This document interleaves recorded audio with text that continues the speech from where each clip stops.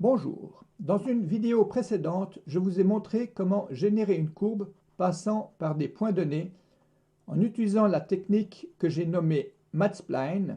Le nom est non standard et la technique est non standard. En tout cas, je ne l'ai jamais vu implémenté ailleurs. J'ai montré dans une deuxième vidéo le lien entre les B-splines et les MathSplines et comment chacune des deux techniques peut générer en fait la même courbe. Dans cette vidéo, je vais vous parler des fonctions splines car c'est elles qui servent à construire des mathsplines. Alors comme c'est une fonction, j'ai un axe horizontal ici, l'axe des abscisses que j'appellerai T et l'axe vertical des ordonnées que j'appellerai Y. Je place des points et comme c'est une fonction, chaque point doit être placé à droite du point précédent. Cette fonction, elle est valable, elle est continue, mais elle n'est pas différenciable. Donc on aimerait une fonction plus lisse, lisse au sens commun, pas au sens mathématique, et si je l'appelle C1, ici j'assure que la dérivée à gauche soit égale à la dérivée à droite. Mais j'aimerais un peu plus, j'aimerais que la dérivée seconde à gauche et à droite soit la même, c'est ce que j'obtiens si je lui dis qu'elle est C2. Et donc une fonction spline, c'est une fonction qui passe par chacun des points donnés, est deux fois continuellement différenciable et qu'il soit en fait un cubique sur chacun des segments. Donc sur chacun des segments, y est une fonction de degré 3 en t. Une fois qu'on sait faire cette fonction spline, y en fonction de t, il est très facile de construire des courbes MathSpline. Il suffit de prendre la première coordonnée en fonction du temps, donc x en fonction du temps, où j'ai t égale 1, 2, 3, 4, 5, 6, 7, et je construis ma fonction spline x en fonction de t. Je fais la même chose pour la deuxième coordonnée, y en fonction de t. J'ai ma fonction spline y en fonction de t, et puis maintenant x de t, y de t, ça me donne ma courbe. Et si on veut le faire en 3 dimensions, on fait encore z en fonction de t, et on a une courbe en 3 dimensions. Donc dès qu'on sait construire une fonction spline, la courbe MathSpline, elle est très simple.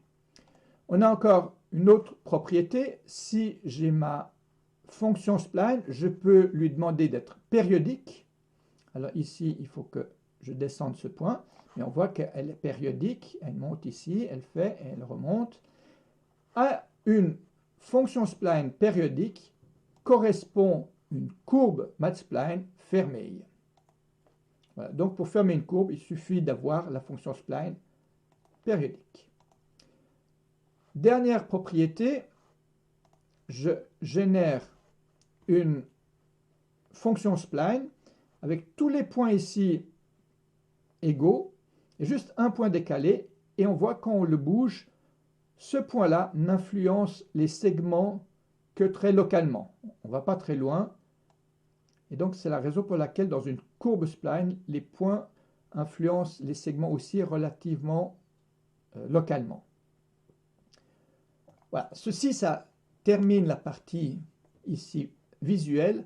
Maintenant, je vais vous expliquer un tout petit peu plus mathématiquement comment sont créées des fonctions spline, comment sont calculées les fonctions spline.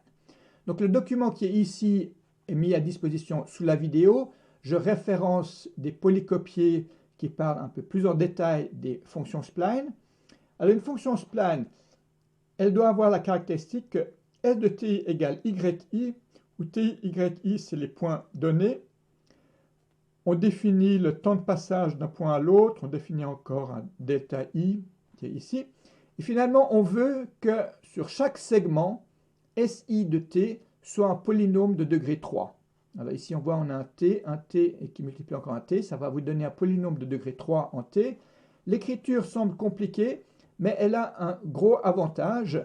C'est qu'on vérifie très facilement que Si de ti égale yi. Voilà, il suffit de mettre t égale ti, on voit qu'il y a tout qui s'annule, il ne reste que le yi.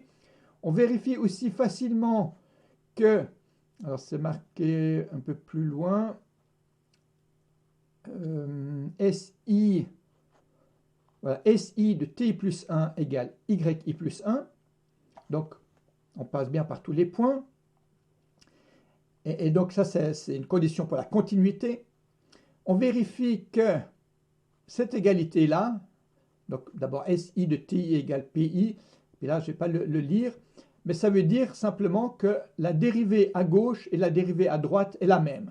Donc ça assure la continuité de la courbe. Donc en ayant fait ça, on a déjà presque toutes les conditions, on passe par les points, la courbe est continue, elle est différenciable, elle est cubique en T.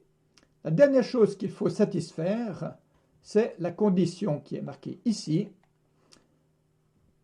que la dérivée à gauche soit égale à la dérivée à droite, la dérivée seconde à gauche soit égale à la dérivée seconde à droite pour chacun des points. Et ça s'écrit comme ça. Ça donne cette condition-là. Il faut que les pays soient reliés les uns aux autres par cette égalité-là. Ceci peut s'écrire matriciellement, comme c'est écrit ici. Donc on a en fait un système d'équations linéaires. Ceux-là sont donnés, dépendent des YI et des HI. Ceux-là, ils dépendent que des HI. Et on aimerait trouver des pays qui satisfont cette égalité. Et ça, c'est en fait très simple. Ici, on a la résolution. On voit en quelques lignes, on a une boucle for pour triangulariser la matrice qui est ici, et donc annuler tous les éléments qui sont sous la diagonale, et une autre boucle pour résoudre. Donc c'est très rapide. Même si on a 10 000 points, eh bien, ça fait deux boucles de 10 000 éléments. C'est calculé en des millisecondes, en fait. Après, ici, je fais un changement de paramètre pour avoir un paramètre tau qui varie entre 0 et 1. Là, j'ai de nouveau l'écriture un peu compliquée et je fais le passage par rapport à une écriture beaucoup plus standard d'un polynôme de degré 3. On voit qu'on a le polynôme de degré 3, le terme constant, le terme qui multiplie tau, tau carré et tau cube, et j'explique comment on passe de l'un à l'autre. Bien, ça c'est une manière de faire. Je vais vous montrer une deuxième manière de faire. Celle que j'ai montrée, c'est celle que j'ai appris en premier, mais cette deuxième manière, elle a un avantage, c'est si on veut faire des brisures dans la courbe Math-Spline. Avec ça, on peut le faire plus facilement. Mais c'est complètement équivalent. On a de nouveau nos points donnés. On aimerait de nouveau que S de t égale YI. Et on aimerait de nouveau qu'elle soit deux fois continuellement différenciable. Si on écrit sur chacun des segments le polynôme de cette manière-là, où MI correspond à la dérivée seconde de S en fonction de SI en TI, ceci, ça nous assure la continuité, le fait qu'on soit polynomial de degré 3 sur chacun des segments et que la dérivée seconde à gauche et à droite soit la même. Maintenant, la dernière condition qui reste à satisfaire, c'est celle que j'ai notée ici, que la dérivée avant soit égale à la dérivée après. On a automatiquement que la dérivée seconde est égale avant et après. Donc de nouveau, on a une condition à remplir sur les MI qui peut de nouveau s'écrire matriciellement, ici, avec l'avantage que maintenant, si on veut une cassure, il suffit de poser un des MI égal à 0 et on a une cassure naturelle. Et au départ et à l'arrivée, je pose tout simplement les MI égale 0, de nouveau pour avoir quelque chose de naturel. Et de nouveau, la résolution se fait en quelques lignes. Une première ligne pour triangulariser la matrice et rendre nuls les éléments sous la matrice, et une deuxième ligne pour résoudre. Voilà, ceci termine cette partie sur les fonctions spline. Je vais vous montrer encore une toute dernière page. C'est celle-là. C'est un résumé de ce que j'ai retenu de la vidéo de Freya Holmer, que j'ai mentionné dans mes deux vidéos précédentes, que je référencie ici. Elle est vraiment excellente. Je vous conseille vraiment de la voir. Et puis, elle donne chaque fois les matrices caractéristiques pour des cours de Bézier, de Hermite, de Catmull-Roll. Et surtout, pour moi, ce qui m'a intéressé, c'est pour les B-splines. Et on voit que c'est chaque fois un polynôme cubique. Donc, on a un polynôme cubique et c'est très similaire aux fonctions spline. Ici, c'est très local. Mais le désavantage, c'est que ces points qui sont là, eux, ne se trouvent pas sur la courbe. Bien, je m'arrête ici. Merci, au revoir.